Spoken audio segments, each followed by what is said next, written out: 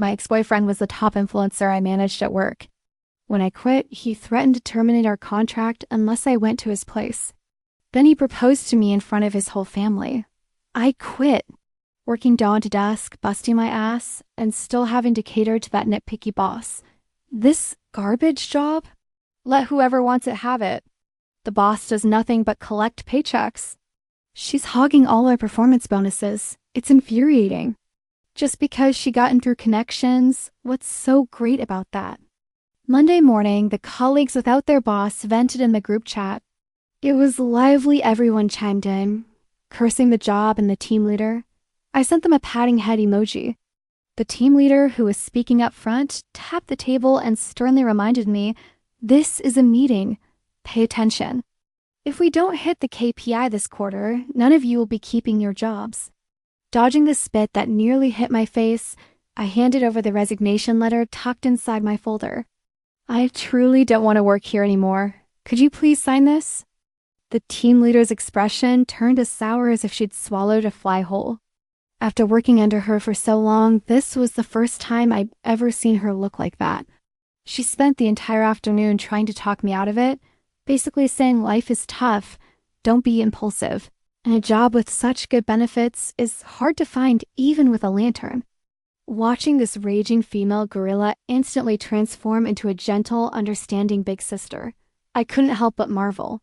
The Oscars are missing a little gold statue for her. You were doing so well, why suddenly want to leave? Is the work too exhausting lately? I could give you some time off. Thanks for the offer, team leader, but I've already bought my ticket home. You young folks think big cities offer endless opportunities. Do you really believe returning home to farm work will be easy? Not wanting to elaborate, I went along with her. My family arranged a match for me. I'm going back to get married and settle down. Boss, I don't want to strive anymore. Seeing she couldn't persuade me, she tucked my resignation into her drawer and conceded, "I'll sign it as long as you properly hand over Isa's responsibilities." The ace, she mentioned, was a 1-million-follower artist, a moderately famous video blogger, a top-tier asset to the company. He was also my ex-boyfriend. Truthfully, since our breakup, we'd only occasionally chatted online about work. Though I felt a twinge of awkwardness, I forced a smile. "All right, I'll ensure a smooth handover. Thank you for understanding, boss." I messaged him on social media. "I quit. The company assigned someone to take over my work. She'd be your new contact. Should I add her?" He didn't reply. This wasn't like him. Even on the day we fought the worst, when I stormed out slamming the door with my bag, he'd reply instantly to my messages. It wasn't until close to quitting time that he finally replied, "No need. I don't add strangers." I hurriedly shot back, "She's not a stranger, she's my colleague. You've met her. My word is final." That tone instantly transported me back to when we were together. He'd always been like this, utterly uncompromising, leaving no room for negotiation. And I, as always, could only raise my hands and surrender. "Then what do you suggest?" "Terminate the contract." "You're crazy.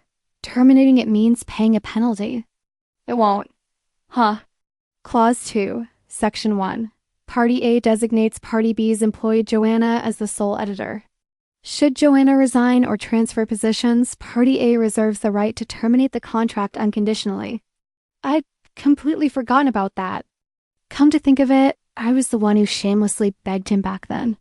I just joined the company, hadn't closed a single deal after 3 months, and was about to get fired. Desperate, I approached him, pleading for connections in the industry so I could land a client. To my surprise, he said, "I can be your resource, but you're already under contract with the company." He was the team leader's direct contact. I wasn't foolish enough to compete with my boss for clients right after joining, but he swore, "Leave it to me." The next day, word spread throughout the office that he designated me as the sole editor. When the team leader gave me a dark look and assigned me to handle eyes, I finally learned he'd voluntarily given up over $100,000 in compensation to the company, just to secure my position as the designated editor. Everyone asked how I'd secured the legendary eyes. I couldn't meet their eyes, feeling guilty. What other way was there? After all, we'd shared a bed. An ex-boyfriend doing his ex-girlfriend a favor, that's not too much to ask, right? After becoming his designated editor, the first thing I asked him was, over 100,000? You really were willing to give that up? I'm a man of my word. What? If you don't remember, then forget it. I remember. His voice sounded a bit lonely on the other end of the line. How could I possibly forget? When our love was at its peak, he promised, Joanna, you're the only one I'll ever recognize. You're the only one responsible for me. It's not that I don't remember. I just couldn't believe it. Promises made in the heat of passion remain binding after a breakup. When I first learned of this clause, I was stunned. This guy had quietly sacrificed over 100,000 in potential earnings just for this clause. I admit, even now recalling those words still makes my heart skip a beat. But no matter how much it stirs me, it's all in the past. The urgent task at hand is to finalize the handover. Since we couldn't resolve it online, we had to meet in person. I heard he'd moved to a new place, a villa on the outskirts of town. I got the address from a mutual friend and found out when he'd be home. The next day, I splurged on a box of oil paints and paid him a visit. In the 6 months since we broke up, he'd clearly prospered. His signing fees had skyrocketed to astronomical levels. Just look at the grand entrance to his villa complex, proof he'd made a fortune. We poor folks could only look up in awe. From the entrance, rows of towering trees framed rows of red brick. Green-tiled villas scattered like wild berries in the forest, quite rustic and charming. Such an upscale community naturally had top-tier security. Auntie was ahead of me. The guard gave her a cold stare, demanding ID verification. She waved her hands and shouted, I'm here to see my son. He owns a place here. How dare you stop me? Watch out, I'll have my son file a complaint against you. With the woman causing the scene ahead, I had no choice but to wait. Under the blazing sun, I felt like I was about to dehydrate when the woman's identity was finally verified, and she was allowed in. Name, phone number, who are you visiting? Joanna, phone number is visiting Mr. Eyes at Unit 16. The guard typed on the computer. I expected to go through the same process as the woman before me verifying with the owner, but suddenly, the guard's face broke into a smile, and he bowed respectfully. Welcome home. Next time, you can just walk right in. No need to register. The stark contrast in the guard's attitude made me wonder if I'd been sunburned enough to hallucinate. Entering the complex, the shade of towering trees brought welcome coolness. This place felt less like a residential compound and more like a park. I was utterly stunned and wandered around in awe. I'd always fantasized about owning a small villa in a big city shaded by green trees, quiet and elegant. This place was exactly what I'd imagined my dream neighborhood would be like. Following the signs, I found number 16. The door plate read 16 Ace. The stage name, Ace, was actually my idea. His real name is Griffin, born into an artistic family. True to his name, he has an air of mystery about him. When he first started out, he was just a quiet video blogger sharing his paintings. The stage names he came up with were one more awkward than the next. Not only did his fans struggle to remember them, but even I, his girlfriend, couldn't keep track. I have zero artistic flair, so I simply suggested a straightforward name, Ace. Just as I was about to ring the doorbell, the door swung open from the inside. A young girl with a face like thunder burst out. Our eyes met, and I stepped aside to let her pass. I moved left, and she also veered left. Suddenly, she shoved me aside. Get lost. Don't block my way, you good-for-nothing. Behind her came a voice I knew all too well. What are you doing? Apologized to her. It was Griffin. He stood on the steps, dressed in white shirt and black pants, looking just as he did back then. The girl turned, her tone tinged with petulance. Brother, the sound sent shivers down my spine. Half a year gone and Griffin's taste had grown rather bold. It's fine. I'm fine. No need to apologize. Griffin ignored my words, his command cold and sharp. Apologize. Seeing our coaxing failed, the girl pouted, reluctantly offering her apology. I'm sorry. After apologizing, she still turned back to glare at him, snapping, "Is that better?" Griffin remained expressionless, silent. His aura always carried an oppressive force that made people feel guilty and want to flee. The girl clearly couldn't bear it, lowering her head and running away crying. Watching her retreating figure, I couldn't help but sigh. Back then, I had run away from home just like that. Life was so unfair. Blessed Griffin with a face as sculpted as a statue, yet endowed him with the heart of a tyrant. Captivated by his looks, wounded by his temper. "What are you doing here?" His icy voice snapped behind me. I quickly shelved my nostalgia, plastered on a smile, and presented my gift. "Long time no see. Heard you moved. Just dropped by to say hello." He stared at me, lips pressed together. His gold-rimmed glasses hid his eyes, revealing nothing of his mood. I hesitated at the door, gift still in hand. "Can I come in for tea?" My arms are getting tired holding this. My smile was starting to ache too. He said nothing, turning to walk inside. He didn't invite me, and should I go or not? Seeing him disappear inside, I steeled myself and followed with my bag. At the doorway, he finally remembered I was trailing behind. "Change your shoes." "Got it." I opened the shoe cabinet by the door. A pair of familiar bear slippers caught my eye. These were the matching slippers we bought when we lived together. His were gray, mine pink. I'd assumed he'd tossed them after moving, but here they were. Just a pair of slippers, why did he keep them? I didn't dare dwell on it, reaching instead for the plain, generic pair clearly meant for guests. He spoke coldly. "Wear your own." When you're under someone's roof, you have to bow your head. I could only reach for the pink bear slippers. This was my first visit to his new place. It was practically unfinished, just freshly painted walls, tiled floors, and basic furniture. Forget soft furnishings. Even the hard finishes weren't complete. For a painter with some recognition, the taste of this home was far below his standing. Griffin dashed straight into his studio after entering. I set my paints on the counter by the door and tried to strike up a conversation. "Mind if I have some water?" He didn't respond. "I found the water dispenser. I'll just help myself then."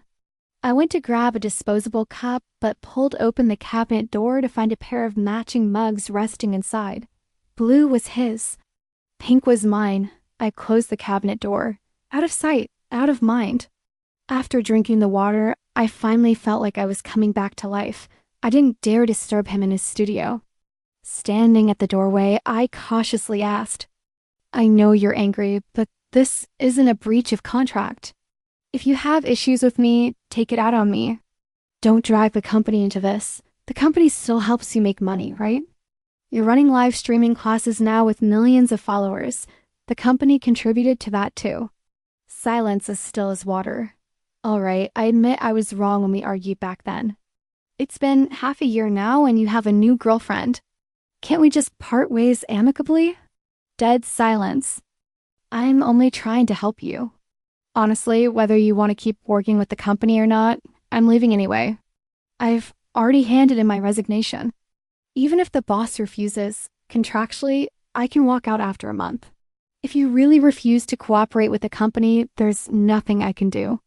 Unflinching, "All right, I give up. Griffin, bro, please, I'm begging you, cut me some slack. I just wanted to resign, but you..." This time, the room finally stirred loudly. Clattering sounds of furniture crashing to the floor. Was it worth getting this angry? I crouched down, pressing my ear against the door to eavesdrop. I planned to wait until he calmed down before checking on him, but then I heard nothing. Griffin! No response from inside. Could something have happened? I tried the doorknob. Thankfully, he hadn't locked it from the inside. It turned easily. Griffin really had gotten hurt. The room was a mess, easels and paint scattered everywhere. He lay curled up on the floor like a shrimp, writhing in pain. I rushed over to help him up. His face was pale with pain, his forehead covered in cold sweat, yet he remained silent the entire time.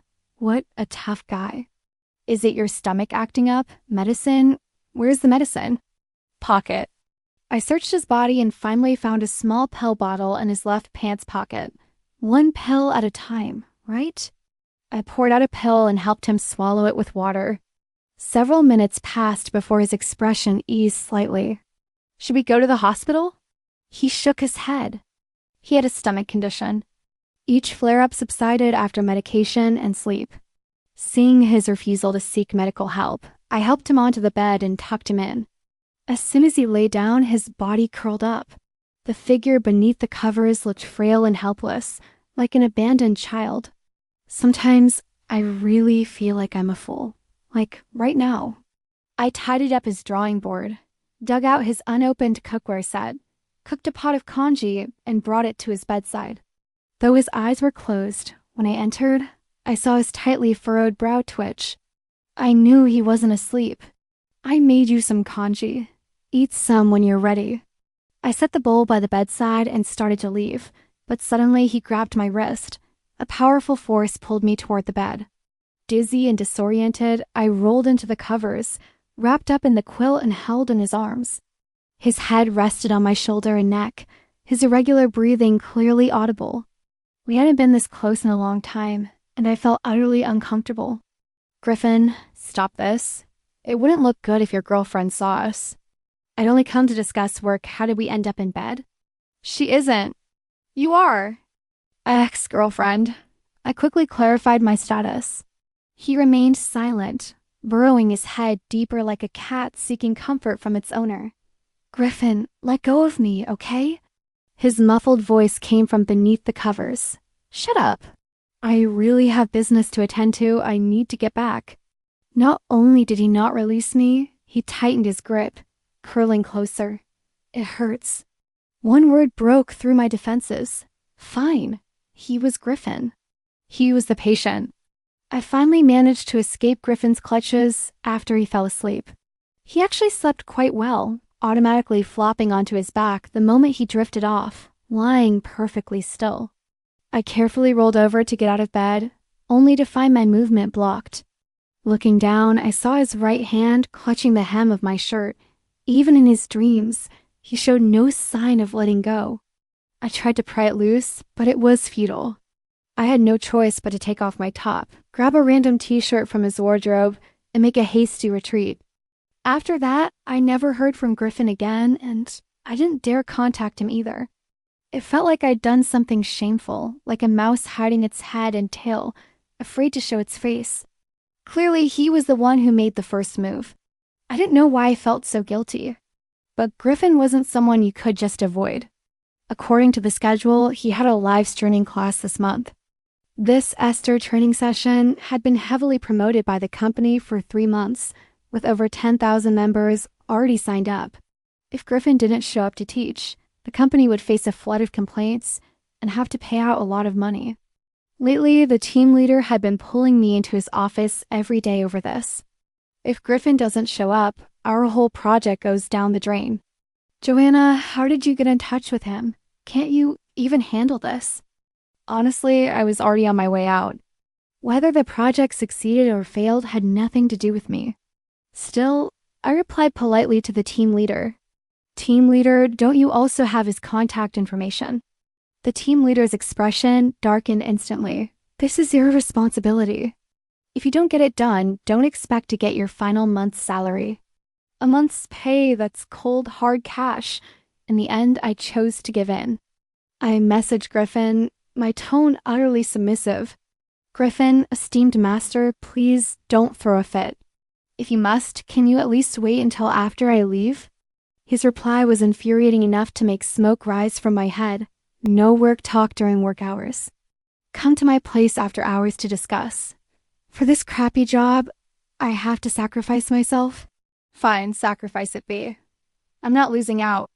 My second visit to Griffin's house was at sunset. Today, his place wasn't as quiet as usual, it was bustling. From afar, I heard chatter. Tiptoeing to peek inside, I saw over a dozen people gathered by the floor-to-ceiling windows, drinking and talking, a lively scene.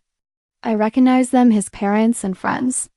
I turned to leave, but before I took a few steps, my phone rang. It was Griffin. I saw you. Did you do this on purpose? He knew his parents were here and still called me over, yes. Why? My parents don't know we broke up yet, and I don't want them pressuring me to marry. I understood. He wanted me, his ex-girlfriend, to play the role of his fake girlfriend. No wonder Griffin pulled such a dumb move. His parents' marriage pressure was truly terrifying, reaching the point of desperation. Back then, I managed to win him over by seizing the moment when his parents were relentlessly pushing him. "Why don't you consider me? I'd make a great wife." "What about your little girlfriend? The one I argued with that day and stormed out on." "You'll see when you get here." Then he hung up without explanation. He never used to be like this. Who knows where he picked up this rotten temper?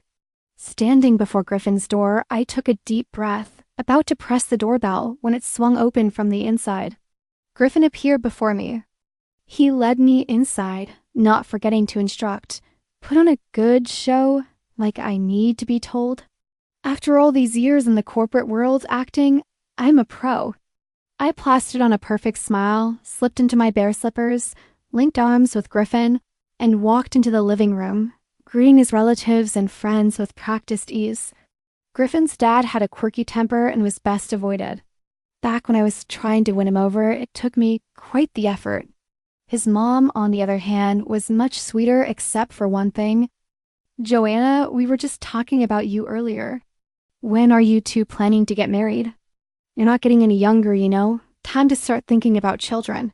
When faced with questions like this, deflection was key. "Well, that depends on Griffin's plans." Griffin was usually a pro at handling these situations, typically brushing them off with a three-part response. "No rush. Still early. We're young." But this time, he broke his usual pattern. No three-part dodge, just a beaming smile. I had a bad feeling about this. Sure enough, in full view of everyone, he pulled a small red velvet box from his pocket, dropped to one knee and said, "Joanna, will you marry me?" The crowd erupted instantly. All eyes were on us, leaving me no escape. What the hell is this? Did he forget we're already broken up? He took my stiff hand, trying to slip the ring onto my finger. This can't just be thrown on haphazardly. I tried to pull my hand back, but he held it down. Pulling me closer, he whispered in my ear, "Acting? We have to go all the way." "Fine, just a charade."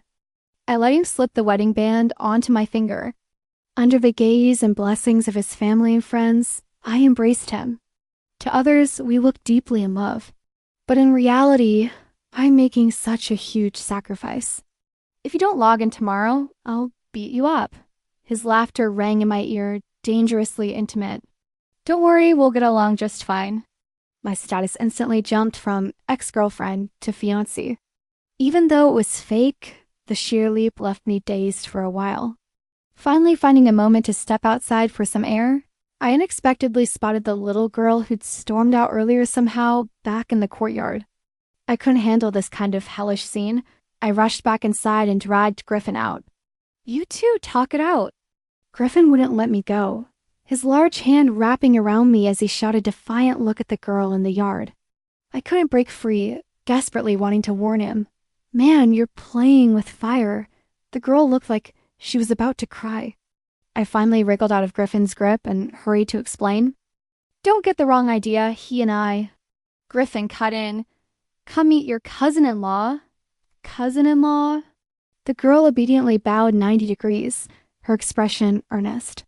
"Hello, cousin-in-law. Hold on." I smoothed my hair. "So she's your cousin?" "My little cousin," explained. "I snuck out that day. My family made me go on a blind date, and I didn't want to. But my mom dragged me back the very next day. I thought my cousin had ratted me out, so I was so angry I just..." Griffin confessed to his crime without hesitation. "I told on her." I tugged at Griffin's sleeve, reminding him, "Things like this, it's enough for you to know. No need to go around telling everyone." Griffin had his own twisted logic, so if you ever run away from home again, don't come looking for me. My little cousin was now as docile as a quail, muttering, "Oh, got it." As the banquet dispersed, everyone tactfully gave us private space, rising to take their leave. By the time I accompanied Griffin to see off his parents, I was utterly drained. If this charade didn't end soon, I feared I might lose my mind. But the house was a mess, needing cleaning.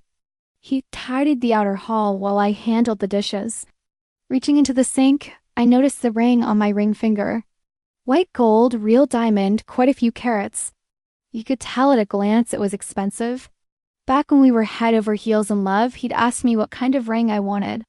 I'd boldly declared, I want a big diamond ring. At the time, he wasn't famous yet, just a struggling worker earning $5,000 a month, but he'd promised with absolute certainty. He couldn't afford a diamond ring then, and I was perfectly happy. Now that he could afford one, his sincerity was gone, and the ring was nothing but a prop for his act. Worried it might affect his return, I slipped the ring off my finger and asked him, Where's the box? He didn't even look up. Lost it. Lost it? Lost it? Then how are you going to return it? Not returning it. Griffin, what's this? Didn't we agree to just act? We are acting. But I decide when the act ends. He slipped the ring back onto my finger. Keep it on. My parents might check in any time. Don't let them see it. Hey, you're leaving something this valuable with me? What if I lose it? Reimburse me for the full price. A diamond ring this big? I couldn't afford to replace it even if I sold myself. By chance, I noticed he was wearing a wedding band too. When he saw me staring at his ring, he blushed and explained, It's part of the act. We need the full package. If you don't like it, I'll take it off right now. I stopped him. No need, it's just for show. Go all out. He suddenly asked, Can I wear it during tomorrow's live stream? I chuckled slightly and reminded him, You're the company's top star. Doing this will definitely cause a sensation. If the big boss comes looking for you personally, I won't be responsible. I'm not afraid of anyone settling scores with me. I'll take full responsibility for any consequences. Back home, I tucked the ring into my jewelry box. Inside lay money necklaces and bracelets all handmade by Griffin for me. I brought them all when I moved after our breakup. I was angry then, thinking I'd sell them once he became famous. Back then, I never imagined Griffin would rise to fame so quickly. Griffin logged in on time, solving the company's urgent crisis. During the live stream class, the wedding ring on his left ring finger drew the students' attention. The chat was flooded with questions asking if he got married. He beamed with happiness. Yes, I proposed yesterday, and she said yes. The screen instantly flooded with congratulatory messages. His live announcement of the engagement caused viewership to skyrocket, even landing him on trending topics. The company's customer service lines were nearly overwhelmed, with most calls asking if the marriage news was true. This incident caught the attention of senior management. The big boss, whom we'd never even met before, came straight to the project department. Before he'd even settled into his seat, he demanded, Who's the editor in charge of Griffin? Why didn't he consult the company before announcing his marriage in the live stream? The team leader pushed me forward. Joanna was in charge. After years working under my team leader, I hadn't mastered much else, but my skill in deflecting blame was maxed out. Boss, I was indeed in charge of Griffin before, but I submitted my resignation 2 weeks ago. The team leader only assigned me to liaise, not to take responsibility. No excuse works better than, I've already quit. Even the big boss couldn't argue with a soon-to-be ex-employee like me. He summoned the team leader into his office for a thorough dressing down. Everyone stopped working, eavesdropping and cheering him on. Serves her right. That old hag who occupies the toilet without using it only knows how to squeeze her team dry. She needed to be dealt with long ago. Yeah, no, skills but a huge temper. Griffin really got us back this time. Griffin got them back? Last night when Griffin insisted on wearing his wedding ring on camera, I knew it would cause a stir become a viral sensation. I didn't stop him partly because I secretly hoped it would catch the big boss's attention. Only then would I have a chance to get revenge on the team leader.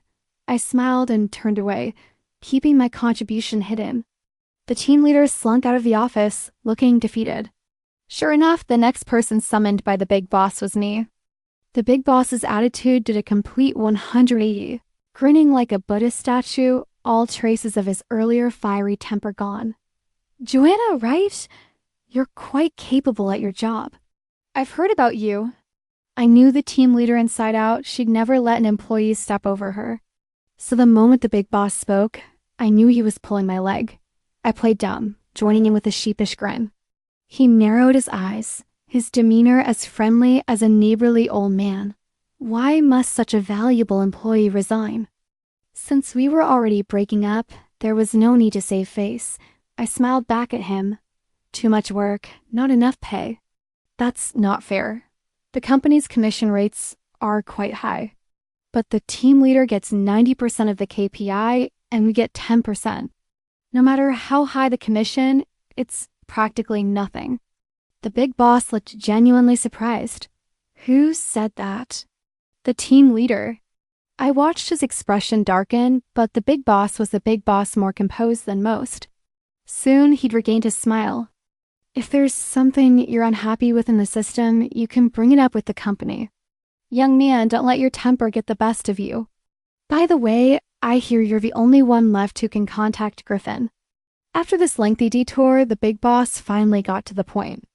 No, the team leader also has his contact info.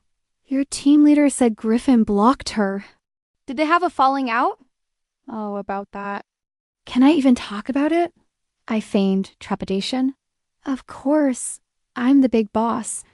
Everything in this company should be reported to me. I heard the team leader harassed him, which is why he blocked her.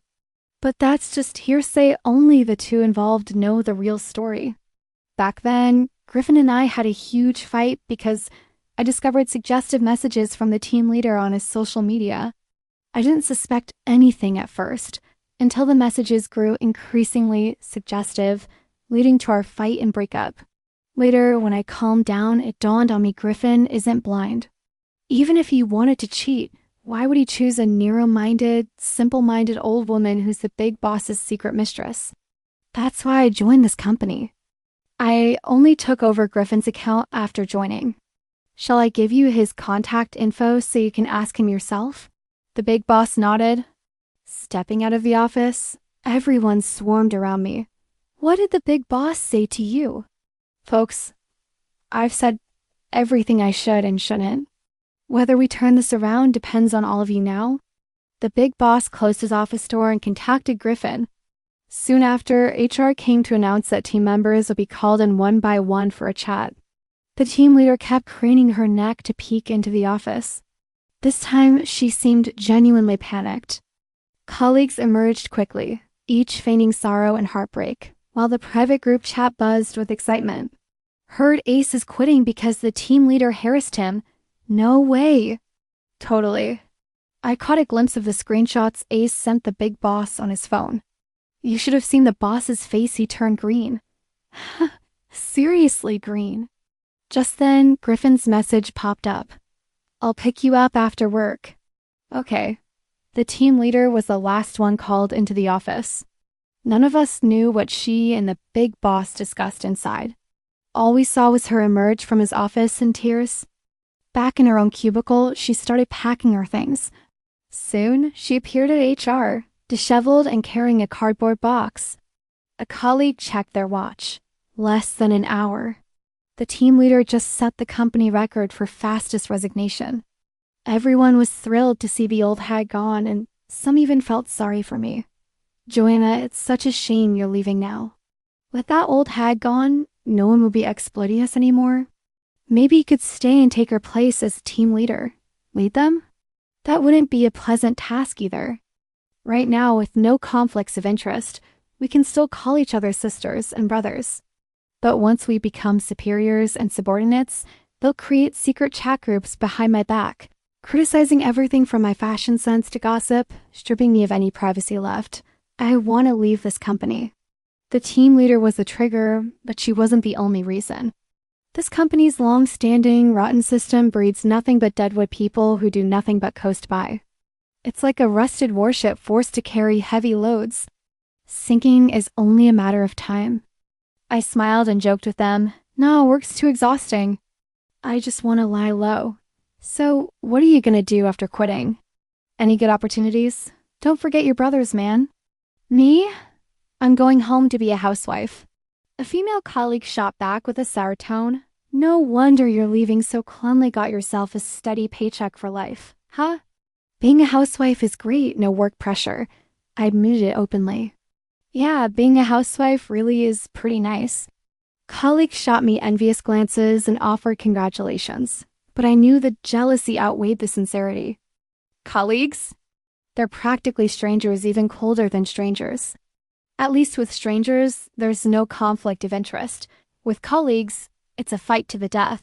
On my way to the restroom, I ran into our team leader who'd just come out. Her eyes were red, she'd clearly been crying. She glared at me with pure resentment. Joanna, I know you ratted me out. If it weren't for you, the big boss would never have thought to add Griffin. Actually, I know quite a bit more than you think. Want me to read it to you? I pulled out my phone and opened the screenshots I'd saved. 10 p.m. Griffin, isn't your girlfriend even with you? That's so unprofessional. If it were me, I'd never let you be alone like this. 11 p.m. Griffin, creating must be exhausting. Why don't you give me your address? I'll send you some supplements. 1 a.m. I'm so stressed, need someone to talk to. Got time? The team leader stared at me wide-eyed. You. How did you get these? I was lying right next to him when you sent those suggestive messages. Remember this. Stay away from other people's boyfriends.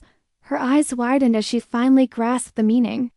I knew she dared not, could not touch me. Born into poverty, she climbed the ladder through prostitution. All the money she'd skinned over the years went into cosmetic procedures and skincare. Unwilling to settle for catering to an old man, she exploited her position to harass men around her. Griffin wasn't the first, but he'd be the last she'd ever harass. Now stripped bare, she was no longer worthy of being my enemy. I walked out of the company after completing my resignation paperwork, feeling refreshed and invigorated. After acting for half a year, today was finally the wrap day. Griffin waited for me downstairs. His audio was understated, but he himself was impossible to overlook. Finished resigning? Yep, I handed him the documents. Before leaving, this editor's final task is to help you terminate your contract. How did you manage that? Griffin had signed with the company early in his career with little bargaining power. Even when facing harassment from the team leader, he'd had no choice but to endure it silently. Now, however, he was a hot commodity. Leaving wouldn't be so simple. I'd saved screenshots of the team leader harassing Griffin, but my goal wasn't merely to bring the team leader down. Any PR person worth their salt would choose to sweep this under the rug. They'd never let news of an employee harassing a client get out. Griffin was so moved he couldn't speak for a moment, his eyes reddening as he looked at me. Thank you. You've worked so hard these past 6 months to get me out of this contract. I knew he'd misunderstood. Getting him out of the contract was just a side effect. Revenge was my true goal. My primary reason for joining the company was to confront the team leader to see what kind of person dared harass my boyfriend. I watched Griffin grow from an unknown artist to a superstar. When he was still a nobody, I promoted him, crafted his image, and planned his campaigns. I gave up a $500,000 a year career as a professional strategist to focus solely on elevating him. It took 2 years to build him into a legend. Our relationship shouldn't be destroyed by those with ulterior motives. Besides, I'm not about to make someone else's wedding dress. That's just foolish. A woman must guard her own man. As for now, I know all that acting Griffin mentioned was just a ploy to get back together. My resignation was nothing more than a test. It's simply that if you keep thinking about something, it's bound to come back to you. We're both adults. Some things don't need to be spelled out. I took Griffin's hand. Our rings touched, perfectly matched. I know you signed with this company to earn more for our future. Now that I'm your agent, I won't let you get shortchanged. Griffin looked down at the rings in our palms. Not just your agent. Your wife. Yes, husband. A little update, we got married. A month after the wedding, I discovered his little secret. He had a private Instagram account where he shared snippets from the time we were apart. My big boy had his own little tricks too. Post number 1, I bought a house. I put her name on the deed. This is our home and she deserves a place here. The place only has basic renovations. We agreed she'd decide the style. Wonder when she reconcile with me. Post number 2, she actually joined that company. What's she thinking? That team leader's constant texts caused our fight back then. Worried she'd get taken advantage of. Post number 3. She's getting bullied, huh? Can't close deals and now they want her gone? No way. I have to help her, yes. Make her my personal editor? I'll boost her sales for her. Post number 4, less than 6 months in, and she's quitting. Is she unhappy? I need to ask what's going on. If that company post number 5, our first meeting in 6 months after the breakup fight, I have to look my best. All right, our matching shoes, matching mugs, good thing. I packed them carefully when I moved. Wonder if she'd get the hint. Post number 6. She's jealous. She's genuinely jealous. So cute she actually mistook my cousin for my girlfriend. That annoying little cousin finally proved useful. Post number 7, the stomachache was real, but the rolling around in pain act was fake. Just an excuse to keep her around. To keep her here, I even faked illness. Now I get why everyone says chasing your wife is a funeral pyre. Post number 8, I called my family over on purpose. I'm going to propose to her in front of everyone. I'll tell her I've always been serious about her. Don't tell him I already figured it out. A boy's little secrets need extra tender loving care.